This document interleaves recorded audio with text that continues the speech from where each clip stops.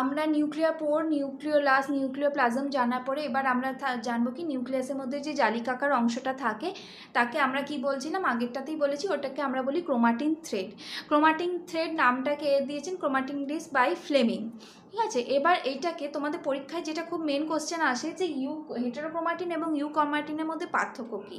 হেটেরোক্রোমাটিনটা হচ্ছে নট ট্রান্সক্রাইবিং, এরা কখনো ট্রান্সক্রাইব করে না, এবং ইউক্রোমাটিনটা হচ্ছে ট্রান্সক্রাইব করে।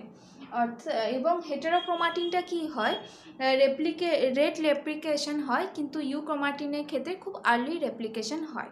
হেটেরোক্রোমাটিনটাকে আমরা দুই ভাগে ভাগ করতে পারি, একটা হচ্ছে ফ্যাকাল্টেটিভ আর একটা হচ্ছে গিয়ে কনস্টিটিউটিভ।